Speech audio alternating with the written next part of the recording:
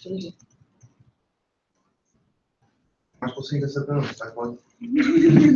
Tak schrň to. Okay, I guess we'll do it in English because it's live, if it's okay with everybody. So maybe if someone watches live, if you can tell me if you could hear us or not, just to make sure that it's working.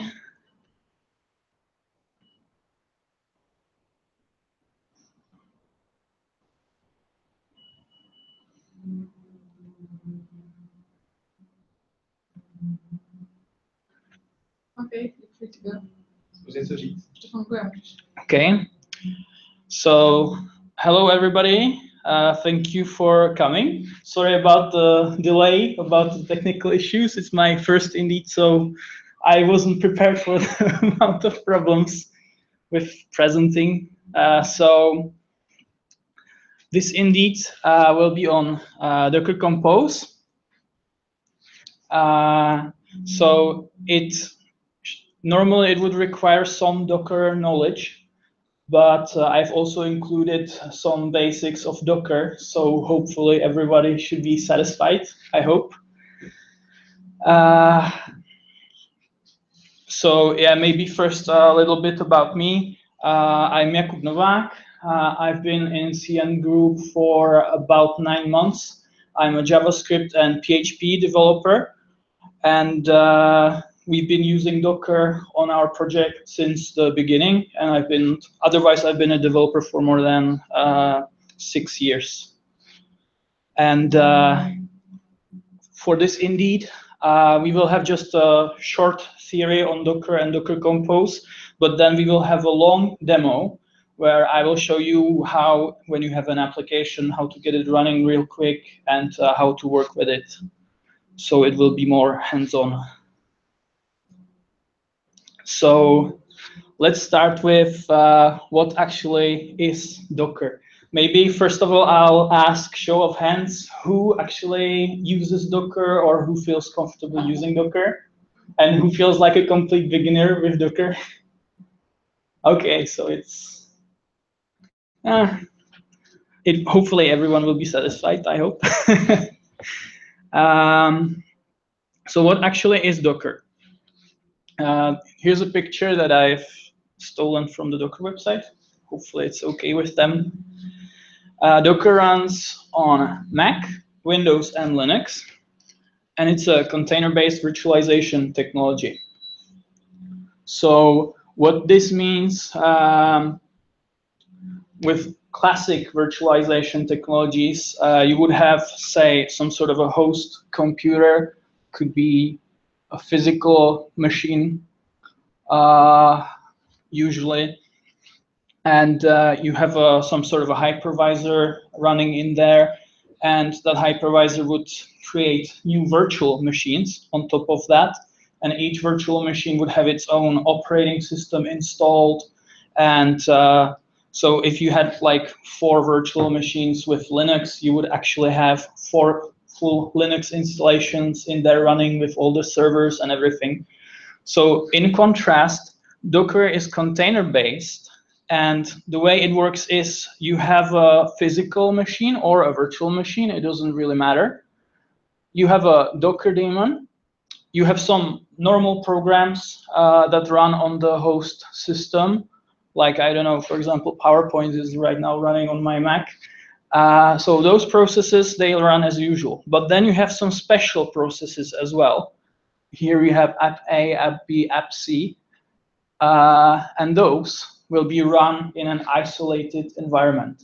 So for example, let's say app A, maybe it's some web server like Nginx or Apache. Let's say it asks to open a file of the file system, of the host system kernel. So it asks to open a file, and when the host system sees this, it knows, okay, this application is actually isolated. It runs in a Docker container, so I will not present it a file from the usual file system tree like it would normally. It will actually ask Docker, and Docker will say, okay, based on my configuration, this is the file that the container should see.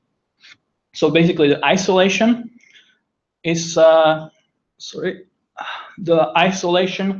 is based on namespaces. You have namespaces for the file system. So you have a namespace for the host system, that's the normal files. Then you will have a namespace for one container, for another container, and they are completely separate. You have full control over what files each container sees. Then you have process namespaces.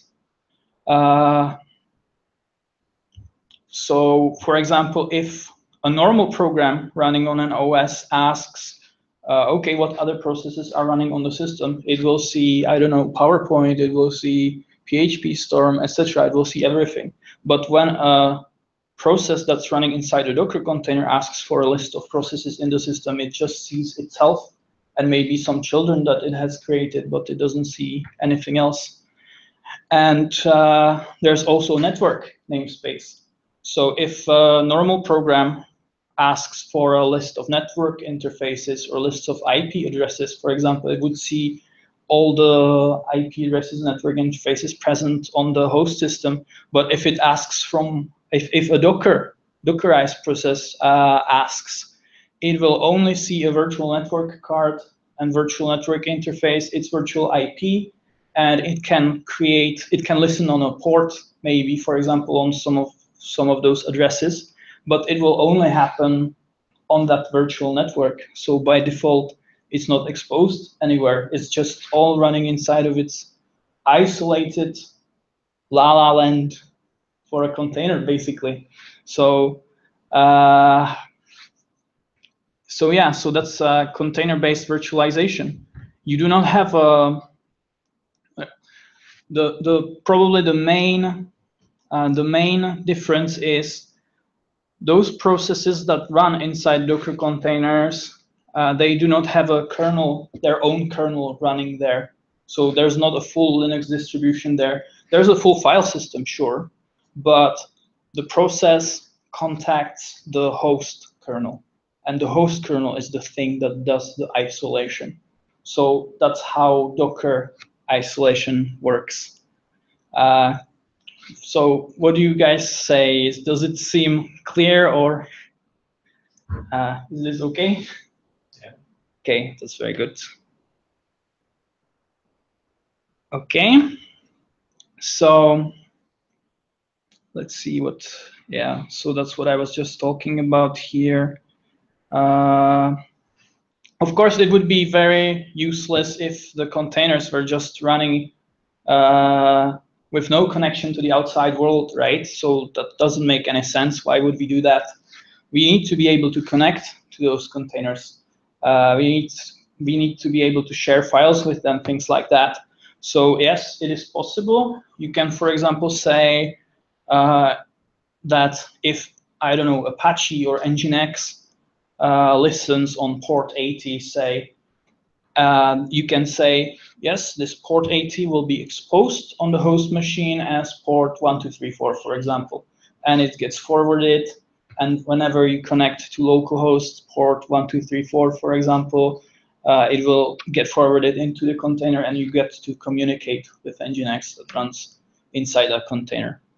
And the same thing, what good would that do if the Nginx wasn't able to serve any files for you that you created?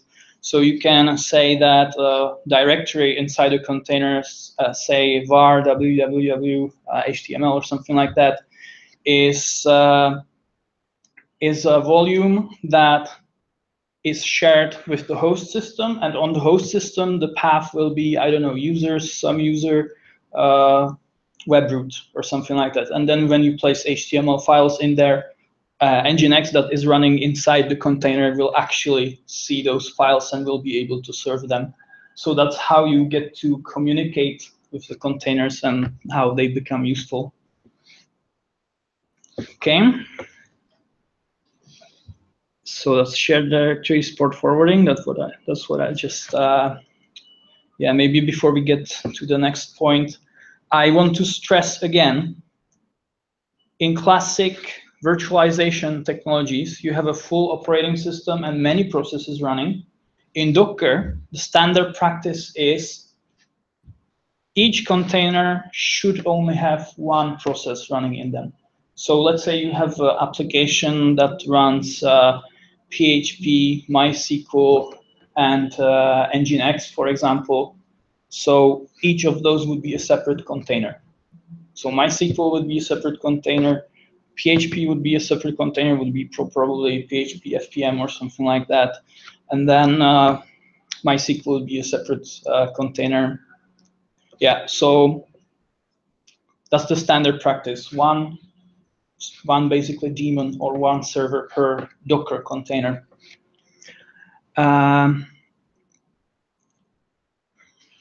Then, of course, it needs to have access to some Linux libraries and things like that. Every daemon that runs needs to have access to standard C library and things like that.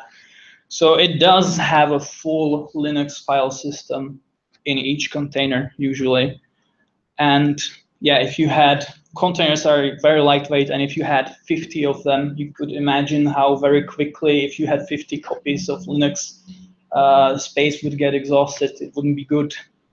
So Docker has a very good, actually, file system. It is the way Docker file system works is very interesting. When you're creating a new container, you're choosing an image that you're going to use. And let's say the image is, for example, Nginx. The Nginx image will have many layers inside of it. One of the layers would be Nginx itself, which will just contain Nginx and its configuration files. But other layer, for example, would be Ubuntu. Maybe it's based on Ubuntu, the image. And that will have all the Ubuntu libraries and things like that. And if 4 different containers use, let's say, Nginx, MySQL, etc., if all of them use Ubuntu as their underlying distribution, then this layer with Ubuntu is only stored once on the system. And when the container runs, Docker layers those file systems on top of each other. So Ubuntu is the bottommost layer. Then the higher layer will be Nginx, for example, and files from Nginx override any files that were in the lower layer. So if you overwrite some file inside the Nginx layer, for example, you will see the version from the Nginx layer of that file. So, and all these layers are read-only. And then on top of that, you have a last container layer, and that is read-write. And whenever you change any files while the container is running, so it creates, I don't know, some temporary files, things like that, it will happen in the container layer, and it doesn't affect any of those image layers.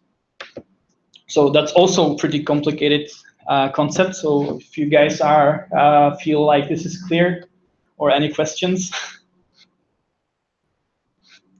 Okay. So I've already talked about images. What's also great about Docker is you have what's called Docker Hub, and it's an image repository for Docker. Maybe let's try and take a look at it. I'll feel adventurous. I'll try and open a new desktop here, see if it works. And maybe start a browser.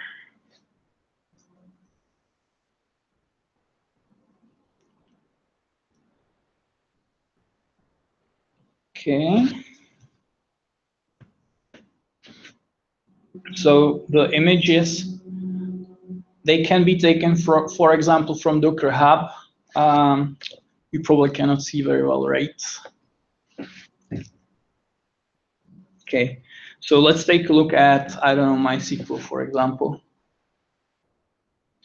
A lot of community projects publish their images on Docker Hub. When you don't have a prefix in the image names, it means that the image is being maintained by the project. So, for example, this is being maintained by the same people that make MySQL, probably. That's why it doesn't have a prefix. And the same thing goes for many other things. like I've said already, Nginx, PHP, FPM. PHP is fully supported. I don't know if you use .NET, for example, then .NET Core is supported very, very well. It probably stands to mention that Docker on Windows supports Linux and Windows mode. So you get to run .NET Core with the Linux with the lightweight .NET that works on Linux as well. But you can also run it with full .NET, as far as I know, on Windows in Windows mode. And you can run SQL Server, for example, at least in Linux mode. I'm not sure if in Windows mode you have the regular SQL Server or not, but I would assume that they are working on it, if not. And many other things, Postgres, Java, for example. For Java, you have OpenJDK, and on top of that, you can run any Java application, things like that. So that's Docker Hub.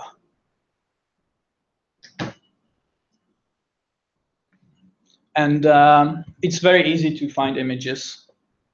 So, and usually the images will have good documentation as far as what versions are available here. You can look at the Docker files. That's a file that's used to build the image, so you can see what's inside the image actually. Here's some information on how to run this image. There's a great community around it, and they maintain the images well, and they put a lot of documentation, so it's usually really, really easy to get started with some image that you don't know. So that's Docker Hub. Okay, let's hope I can get back to the, yeah, good.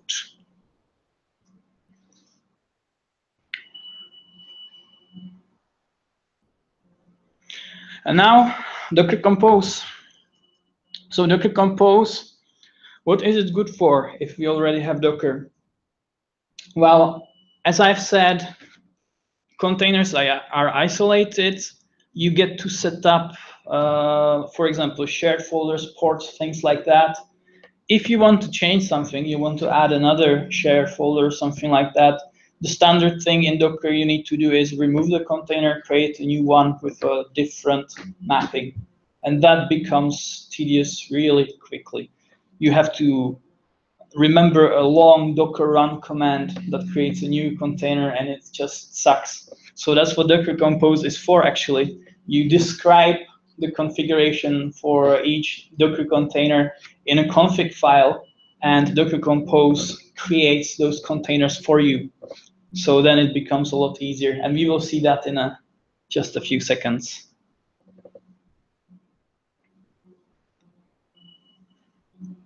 And yeah, about my experiences with it, as I said, CN project for about 8 months now, and we've used it as a group of developers. We've used it for our development environment, actually, and it turned out there were some problems, of course, but in the end, I think the experience was net positive. And we've run it mostly on Mac, on Linux as well for staging and production servers. We had the application server run there, and we had some users with Windows as well that ran the development environment. And yeah, so we've used Docker Compose for the development environment. And what was really great is when we had a development environment, not only was it running on the developers' computers, whenever we pushed something into a new branch in Git, our CI, which was Jenkins, would actually create a new development environment on a server with a new port number, and we could connect there and actually try the app. And that turned out to be a big advantage because we were prototyping pretty quickly, and we were able to just see things really as they are very quickly. And tester, for example, was able to access this and try things. So that was a great thing. Then, as I've said already, on staging and production, the application server portion of our project was using Docker and Docker Compose. And what that led to was good cooperation between dev and ops, because we had one Git repository with PHP configuration, things like that. And so, yeah, basically when you use Docker, it's very easy to then maintain config files and things like that in a Git repository, which leads to two teams being able to easily look at that repository and collaborate. So that was a great thing. So just really quickly, what Docker Compose automates: it can build images, it can create networks, can create containers, it can scale services, although it's not too useful, I think, on its own. And then it can do log aggregation. What that means is when you run a full application that has 5 servers, you get to see an output that's aggregation of all the logs from all the containers. So if you have a horizontally scaling application, the typical problem would be you're on one node and then another request is served by a second node, etc. Something happens, you need to go through the logs, see what happened. You don't need to go through logs on 2 separate servers. It's all in one output. And now, finally, the demo. So here, I will download an application that uses Docker Compose, and I will show you how it actually looks like, how you interact with it, how it works. So, and maybe while I'm preparing it, if there are any questions, I'll also check Slack.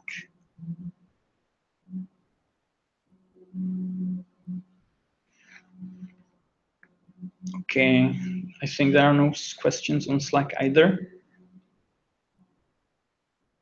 So if you don't mind, I'll use Phpstorm because the project that I've prepared, it's a Symfony project. So I'm just starting.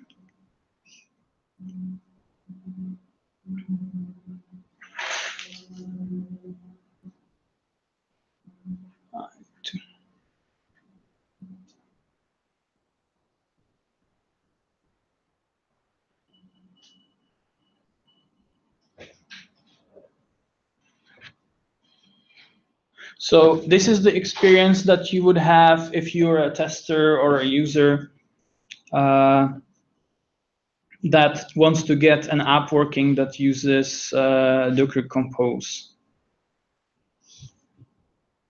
I will just find the GitHub repository. Second.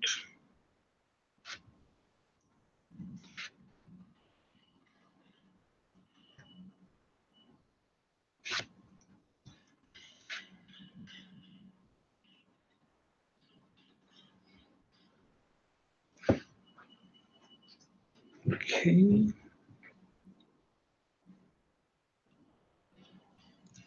So I will post this link also on Slack if anyone wants to follow along. Yeah, I'll just delete the directory as well.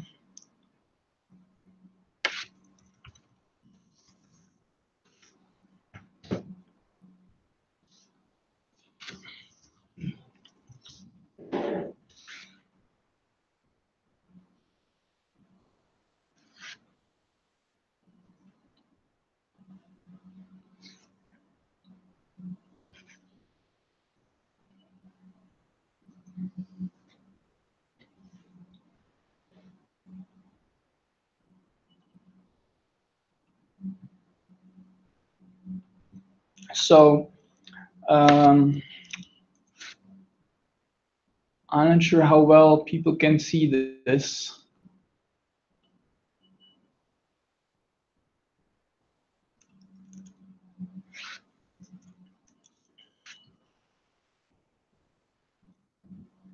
Yeah, okay. Yeah, I don't think this is going to be very good. We will have to somehow make do with this. So first thing is, there's a Readme file that will describe all of this, but I'll just show you without looking at it because it's really simple. I'll just, first of all, there's a .env file. Docker Compose looks for that and that can contain your environment-specific configuration. It's basically some variables that you can then use in the compose file. And here, for example, I have port configurations. And when you want to have multiple environments running, you can just copy the whole directory and have multiple ports there so that you don't get collisions on the host machine. So that's this. Then there's the Docker Compose file that everyone was probably waiting for. This runs the whole show. This tells Docker Compose how to create things. And if I manage to open the terminal now, I will show you. Just a second. I think I'll just exit presentation mode for a second.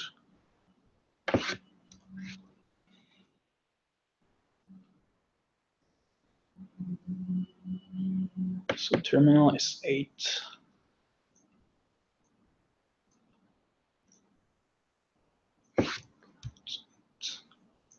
So, and really, once you have the environment file set up, the only thing you need to do is Docker Compose up. And what will happen now, first of all, we have some custom images here that need to be built. So if you had to do that manually, you would have to build those images yourself. Docker Compose will now do that for you. It will tag them, and after the build is done, you will see it creating all the containers that need to be created, and it will show an aggregation of the logs, and that's it. That's a full environment running. So now with the streaming, it will probably be a bit slower, so let's see how long it takes. Some PHP extensions will get built in one of the images. Maybe in the meantime, I can show just what will be running there. So we have Nginx. That's serving static files, and it's also using fast CGI to connect to FPM, Fast CGI Process Manager. That's a PHP Fast CGI application server, and this serves dynamic requests. So that's the main image that runs the show. And here we have a MySQL database. So it will be just these services. Yeah, a question? Yes? What's the volumes parameter saying? So here volumes. Share it? Volumes is basically if you run Docker yourself with the -v. So that's what this is basically. Each of these is a -v parameter. It's the file system sharing portion of Docker. So here I am saying that a dot, which is the same directory that the Docker Compose file is in, will get mapped to var www.html inside the Nginx container. So if I create a file next to Docker Compose, it will be visible in var HTML some file. And here are some additional parameters for the mount. And RO means that it's read-only because we don't need Nginx to have write access to the directory. And this delegated thing I will talk about when I'll talk about setbacks we had with Docker. This makes it a lot faster, the volume access. So on Mac anyway, not on Linux. But if this wasn't there, this would take probably twice as long or even more. It was a big problem when we were starting out with Docker. Because, for example, PHP World uses Composer as a package manager.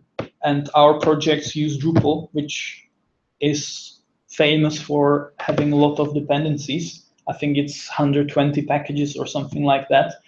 And yeah, if normally it takes around, I think, 7 minutes to install all of those, if you double or triple that, you start feeling it really fast. So we had to look into this. So that's what the delegated flag is for. Does this answer your question? Okay, good. I'll see if there's anything in Slack in the meantime. Okay, and we can see here, yeah, I finally noticed that it's already running, and we can see the logs here, although they are a bit compressed because we're on a large screen here with large font. So yeah, but the application is now running, and the port, I'll just open the .env file because I don't really remember the port. The port for the application was 1234. This port is mapped into Nginx. That's basically the -p parameter that you would pass when you're creating a new Docker container using Docker run. So this is the port mapping. This says that when Nginx inside the container listens on port 80, it will get forwarded to this port on the host machine, and it was 1234 as we've seen in the env file.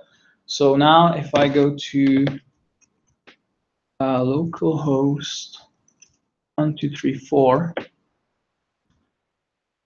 I'll also add something because I'll know it's a Symfony application, so I'll access a dev URL. We will see an error.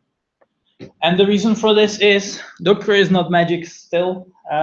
If you have a new, what happened is we have a new infrastructure with a clean MySQL server that has nothing, and we have a PHP project that has just the PHP files and no vendor packages installed.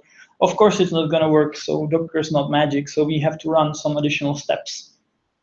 And this gives us a good opportunity to test, to see how we can actually get inside the PHP container and see how we can run the various commands we need to run to initialize the application. So whoever knows Docker already knows probably that docker exec is one of the commands that you can use for this. I just didn't remember. Yeah, when Docker Compose creates containers, you cannot see it very well here, but it basically names them as well. And the name is the prefix, which is calculated by default from the project directory, which we have Docker Compose demo, the underscore, and then service name, which here, for example, demo Nginx.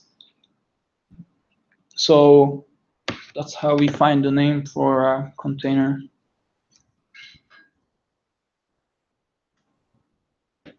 And we want to run bash. I also forgot that we want to run this in interactive mode. I think I made a typo.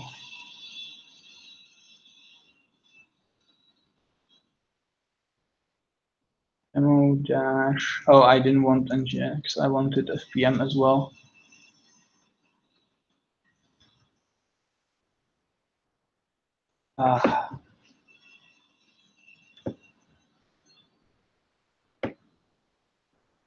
Yeah, I think this is not the name. This is the image tag. Yeah, this is the name here. Sorry. Yeah, as I said, when Docker builds images, it tags them as well, and so now you see what the tags are. It's also prefixed.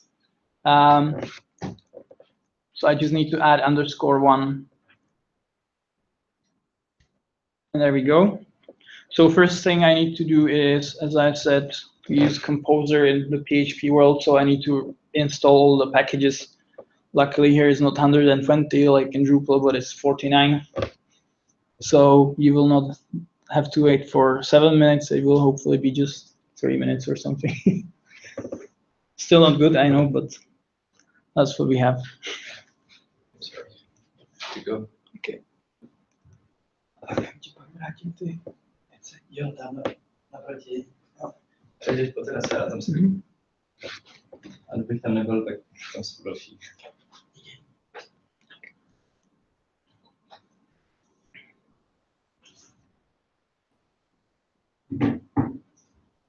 So while we are waiting, let's take more look at the Docker Compose file.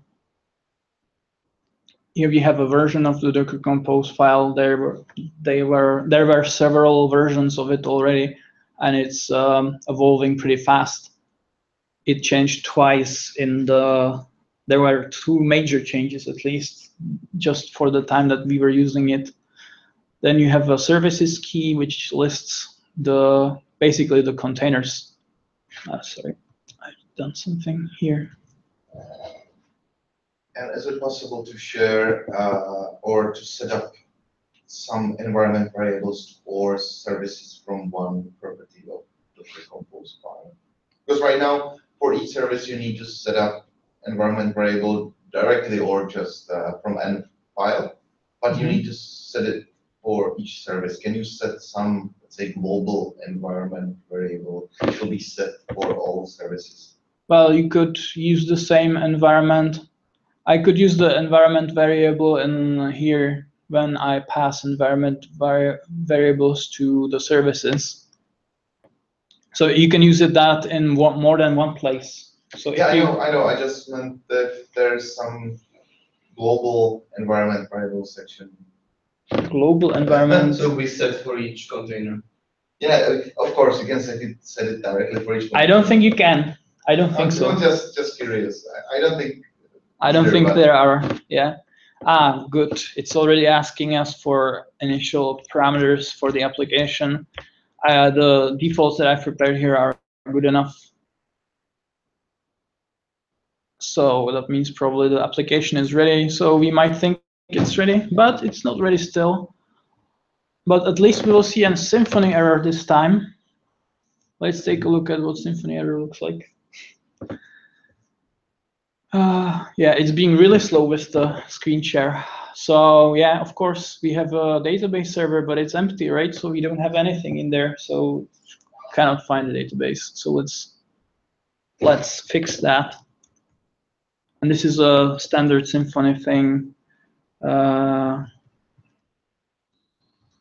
I'll first create a database, and then I'll create the tables.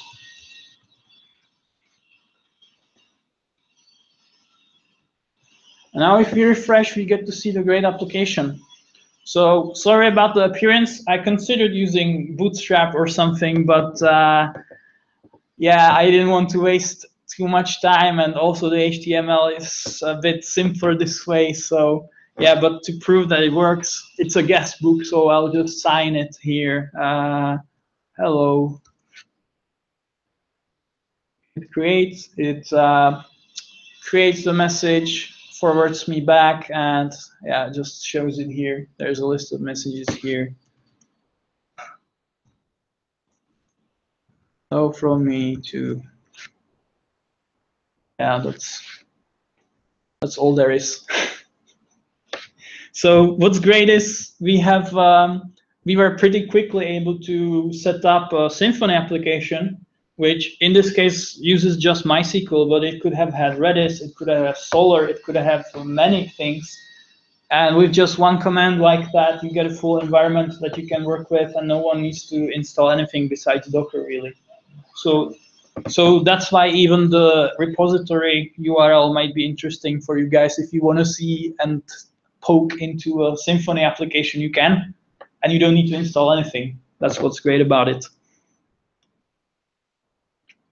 So yeah, so that's what I wanted to show. That's the experience for people who are just installing the project and want to use it. And all this is described in the project, in the root of it. There's a Readme MD file. You can also see it on GitHub if you access it through GitHub. So that's what we just did. Copy the M file, cd into the project, start the application, start the bash prompt inside the container, run composer, populate the database, navigate to the app. So that's all the same stuff, so anyone can try it. So Jakub Jareš on Slack is asking, how do you deploy the app? Do you use Docker Compose for the deploy? So I've just cloned it from GitHub. And after that, I've entered the directory and I've run the docker compose command, which comes installed with Docker. So does that answer your question?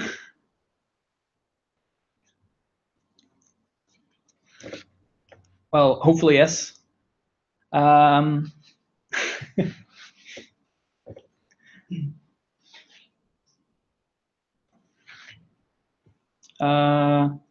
Yes, and Jakub also brought up a good point because they had a problem with deployment using Docker Swarm. And yeah, Docker Compose can deploy to Docker Swarm. Last time I've checked, it was just for the old Docker Swarm version. I'm not sure if you can now finally deploy to the last Docker Swarm version. And Docker Swarm also has a concept of services where you can deploy a bit easier and has some bundled files, things like that. We will actually look at Docker Swarm in the next InDeEd if you're interested in that. But for now, for this demonstration, I'm sticking to standard Docker mode and not Swarm mode. Because to be honest, last time I've used a Swarm, it was the first version and it's now out of date and I need to look at it again for the next InDeEd as well. So if I'm gonna be completely honest, I'm not the best person to answer your question even right now, probably. Sorry. So yeah, so that was how to get the app working. Are there any questions for this part, for just seeing how to deploy the app? How do you automate the initial setup? Is that part of, should that be part of your deploy process, or can you specify it somewhere in that configuration of Docker Compose? The initial setup? Yeah, like what of the Symfony and stuff like that. Oh, of Symfony. So when it comes to Symfony, not specifically, but it's not enough to just run the container. You need to. Oh, you mean how to automate the steps that I've run Yes, afterwards? Can you do that within the configuration of the Docker Compose, or you do it? We've actually tried it on our project. We've used Thing. That's something like Ant in the Java world, if you're familiar with it, or Gradle and something like that. But honestly, it wasn't too well. It works. It does some things well. Sometimes it's a bit annoying because we need to find out what it's actually doing, etc. Yes, you can write some scripts that automate this. You can basically the same commands that I've run here through Bash. You can run them directly with Docker exec container name, and then for example, composer install, and run those in sequence. Or you could actually create a shell script, put it into your project, and then run that. That's also an option. Or you can use a build tool like I've mentioned already with Thing and GNU Make if you feel that way. I would recommend against that. So yes, you can automate for sure. And in Jenkins, for example, that's what we ended up doing. In Jenkins, we just ran those commands through Docker exec, like I've just said. Because every time we pushed, we had a new environment ready with Drupal. And of course, we had to run all those initialization commands. And every time we would wipe the database and start with a fresh environment with nothing in it and initialize it. And could those, your question, Lars, is asking, could those commands go directly into the Docker file? Yes, sort of. You get to override the default command, for example, that is being used to run the container. So you could write a wrapper, which is a pretty standard practice in the Docker world. You could write a wrapper that runs some commands and then executes Nginx. And that's one way to do it, but it's not ideal. You need to check if you've done the initialization previously or not. And it's not very comfortable, honestly, but you can do it if you feel that way. And if you're asking whether Docker Compose can run, say, 10 commands only the first time when a container is being created, no, I've checked for that option myself in the past, and it cannot do that, or at least it could not do that last time I checked, which might as well not be true 4 months after, because Docker is evolving really quickly. So I would, okay. Speaking of which, that's where I wanted to continue. Let's see how to write Docker Compose files. And the only thing you need for that is a Docker Compose file reference. If someone is already familiar with Docker documentation, it's not the easiest thing to read. It's really messy. So I will just give you a quick tour through what's here so that you feel less intimidated, hopefully. All the navigation is here on the right side. And as I've said, it looks messy. But the main sections you have in a compose file are services. That's by far the largest section.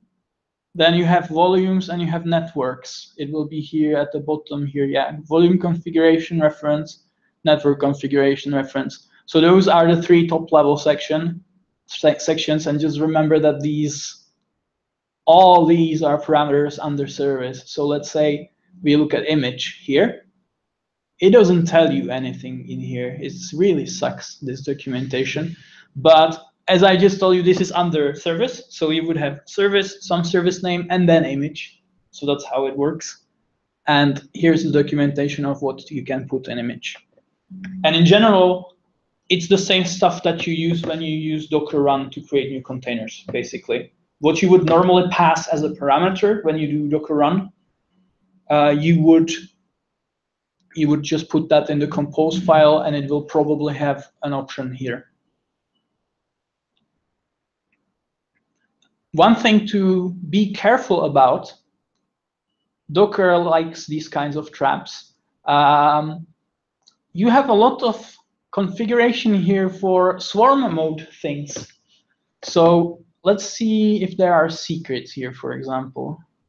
Are we in the version 3 or not? Yes, we are. So it will be here somewhere. Yes, here it is. So here you see a secrets option, for example, and you say, okay, I shouldn't put my passwords in environment variables, which is probably a good idea. So I can use the Docker secrets command. That's a great thing. And you find it here, etc., etc. Well, it doesn't tell you that it only runs in swarm mode. You get to find that out when you've promised someone that you will do something and you start doing it and you find that it cannot be done. We have run into that 3 times at least. Be really careful with Docker in this regard. So it's not just secrets, it's also, what was it? Even shared configuration that should be in here as well. I'm not sure what it's called. Config, is it here or not? Configs, here it is. That's the same thing, also only in Docker Swarm. The Docker that we've used when we install it on the Mac, that by default it doesn't run in swarm mode. You can switch it into swarm mode. I'm not sure yet if it's a good idea or not. I will find out soon how good the new swarm mode is, but when I was using it, it had some large limitations, so we didn't use it. So yeah, so that's, yeah, and whatever you need to find out. So build here is when you need to build an image for the service. See, in here they even show you the header of the compose file, but oftentimes they don't do it. So this is when you're building a Docker image. I'm not sure if I should show how to build a Docker image and how to run a container manually for the guys that don't know Docker, but I shouldn't probably, because this is about compose. Yeah, so the image, we already saw that, that's another thing. Then you have all sorts of network stuff. What's also good here is logging. So not only it can log, Docker not only has to log to standard output or through the Docker logs facility, you can also have Docker containers log into a syslog server or something like that. For example, in our project, we actually used Logstash with ops, and we used the Alex stack, which was great. I now know how to use it, so I now say it's great, but it took me a while. Then you have restart policy. That's also pretty good. It's here somewhere. Restart. There. So when you do Docker Compose up, it blocks. It shows the logs. You can do Docker Compose up -d. It starts in the background. And then you could look at the logs through Docker logs, Docker attach, or something like that. But when you restart your machine, it doesn't restart those containers automatically. So restart is one thing you can use to fix that. That's the same thing as specifying the restart policy when you run the Docker container directly. And when you do restart always on the service, it just says every time it's not running, try and start it. And as soon as the Docker daemon starts on your machine, when it boots, it will start those services. So that's what you can do to make the images permanent, so you don't have to do Docker Compose up every time you reboot. That might be interesting. Then there's all sorts of user permission things. I'll get into that when we talk about Docker drawbacks. Health check. Yeah, I don't know if I should talk about this. It's all the same stuff that's in Docker run, basically. So your question, Blaž, is asking if I could go to the Docker file. Docker file of what? I think you probably meant the compose file, but we have Docker files here as well. Okay. So yeah, we just saw the documentation. We just said that this build thing that makes sure that the image is built first before for this service, and that is used for the service. Or you can specify an image. In this case, for MySQL, we had just the MySQL image because we didn't need anything special.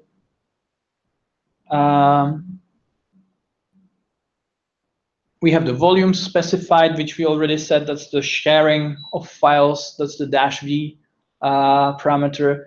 We have environment variables. This sets an environment variable for the process that gets started inside the container. So that's what the images on Docker Hub use to set up various things. For example, for MySQL, we have MySQL password. For Apache, we have the document root. That's changed here because Symfony has a web directory in a subdirectory. The doc root has in a subdirectory, so that's changed here.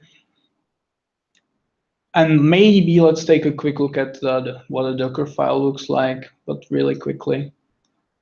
So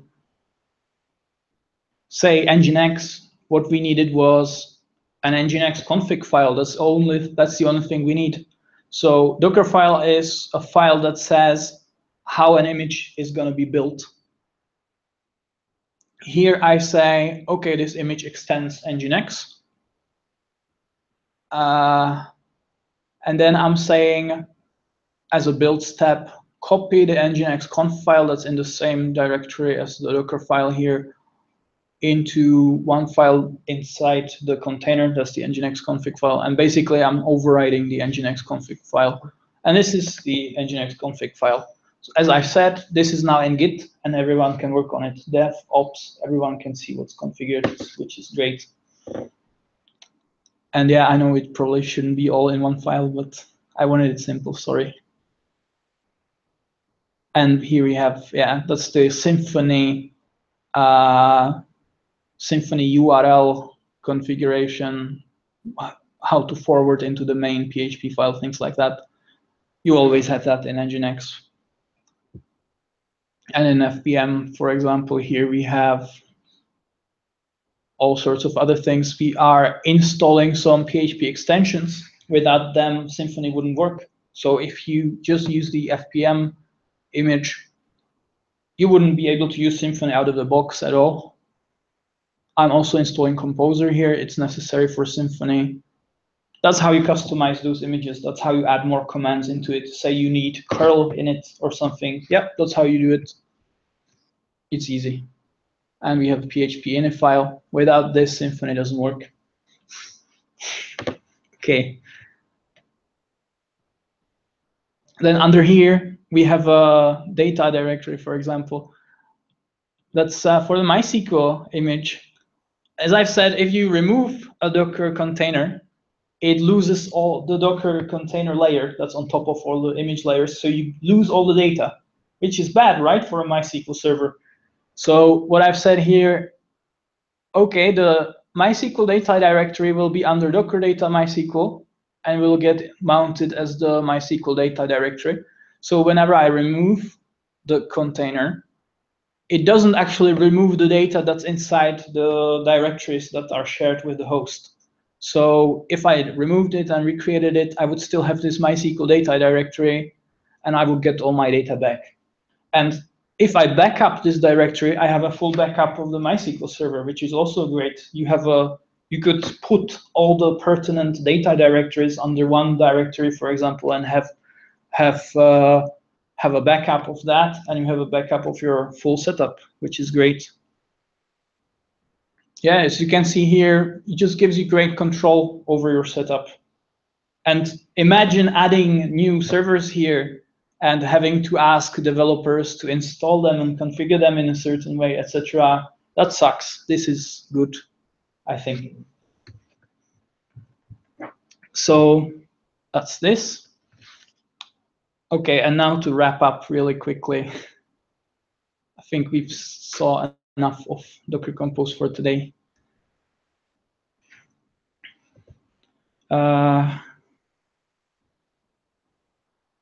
So yeah, the challenges that we run into.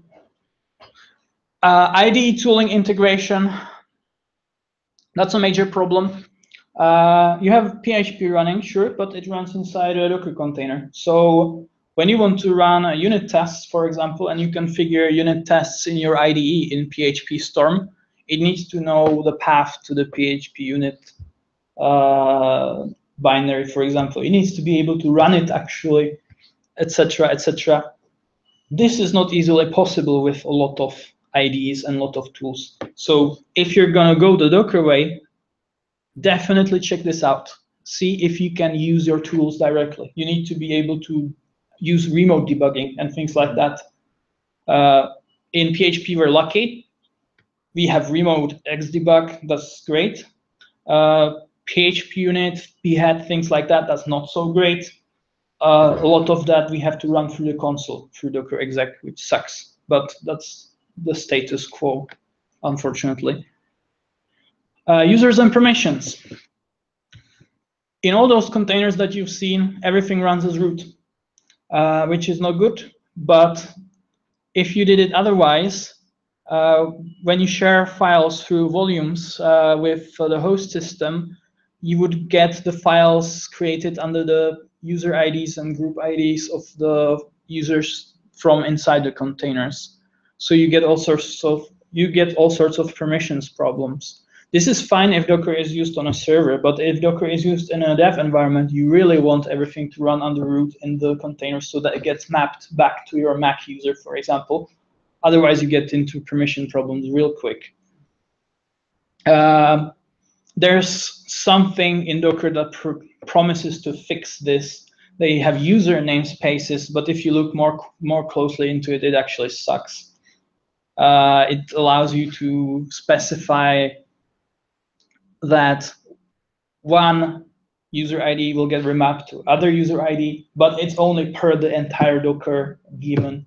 It's not per service. And you have to touch some syscontrol files in Linux, which is crazy. I don't think this is a usable thing at all currently. Running commands is a bit more difficult. Yeah, we have to use docker exec and then something. We cannot say cd into the directory and just use php unit and nothing. Yeah, that sucks. But that's what you get, unfortunately. Building and distributing images. You've seen how long the build takes here. It's not too bad. If you had a larger app, maybe a .NET app or something, that might become a problem. So you will quickly need to look into where to put your images. And of course, on Docker Hub, you can have custom repositories, but you will pay for it. And there's also an option. There's a registry image. It's called registry on Docker Hub. And you just do docker run registry and then just bind the port of it or something like that.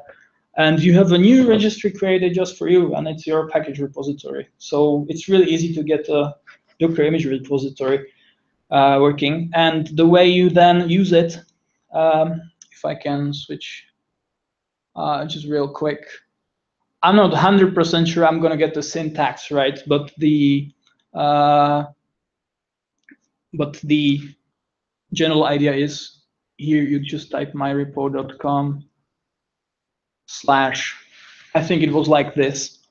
So just doing this makes Docker contact this repository and try and download an image. So no bad, complicated setup necessary, which is really great. What's bad, of course, is you have to use SSL. If you don't, you will have to do the crazy setup stuff. You will have to tell all the Docker daemons that will contact it to disregard security. So you have to configure Docker in that case. So that's so that was image distribution. File system performance issues on macOS. All the writes and reads need to be atomic. So as soon as the database server finishes saving a row in a table, as soon as it commits that change, it needs to be projected and written into the container and into the directory on the host. On Linux, this is super fast. This has zero overhead, basically. On Mac and on Windows, I believe as well, this is pretty slow by default. So that's why we have those delegated flags here. What this means is save those changes immediately and allow the program to continue. They will eventually propagate to the host. We haven't run into a single problem using these. Although in theory, if say you uploaded a file through a website and then redirect it straight back to that file, maybe it will happen that the web server doesn't see the file yet. Maybe. I haven't seen it yet. I think we did something like this and we didn't see a problem, but just in theory, the problem is there. So maybe you could use delegated for everything else and only use the normal mount mode for the directory that has the conflicting, the potential problem with access. And also besides delegated mode, there's also cache mode, which I believe only caches reads or something like that. Definitely check out the pertinent chapter in Docker documentation if you're interested in that. Yeah, that's it I think for the challenges. And then as an icing on the cake, I wanted to show Selenium. I'm not sure if we want to see this now because it's already taken a long time. Maybe save it for next time. Yeah, we will have swarm mode. But if you want to check it out yourself, it's right here in this repository, and it's documented in the Readme file. Oh, I actually didn't put an important part here. I will right after this, indeed. I've added a second Docker Compose file here into the Docker directory, which has Selenium in it and Chrome. It runs in a virtual desktop in Docker, and you get a VNC connection to it. And whenever you run behat tests, those are behavioral-driven tests, it basically tells Chrome, visit this page, fill out these details, click this link, check if you see something on the screen, and it uses Selenium to do this. And it all runs inside Docker, so all the developers have the same thing. They have the same resolution, the same Chrome version, everything.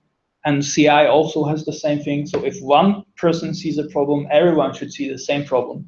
And if you've ever used Selenium, you know that it is a common thing that resolution plays a part. You need to constantly to scroll to things to find them and things like that, you know. And yeah, this makes it. This makes sure that everyone has the same experience, hopefully. Okay, so that's all from me. I'll add how to run this into the Readme file. And are there any questions? I'll just take a look at Slack. And any questions here?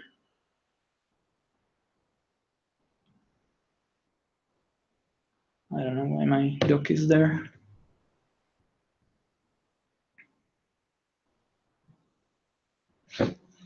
So there's Jakub Vieresh. We used script that generates Docker Compose for different environments, and we could use them locally. Yeah, okay. Jakub Vieresh is describing their experience with Docker Swarm. Yeah, we did use Docker Swarm. It sucked. How did we deploy to multiple places? That's a great question.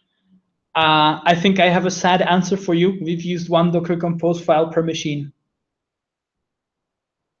So we had a MySQL server, so we had one Docker Compose file for the MySQL server. We had a separate, well, actually, no. It was just the application-related stuff. So it was Nginx, it was FPM. So those were separate. And then I believe Redis, we also used Dockerized on staging. So we had a separate Docker Compose file with Redis in it. That's how we deployed to multiple machines. And yes, we wanted to use Docker Swarm, but it sucked at the time of, when we were trying it, so we didn't. There are also some tools that could help you with it, but I don't know them. I believe Kubernetes and other things solve this. I have just heard the names, to be honest with you, and I haven't tried them. I'm looking forward to someone's InDeEd on them, or some. I will check them out myself eventually, but I cannot say anything. Okay, if there are no more questions, I think this will be all, finally. So thank you for coming, everybody, and thank you for watching. And I hope you have a good day. Bye.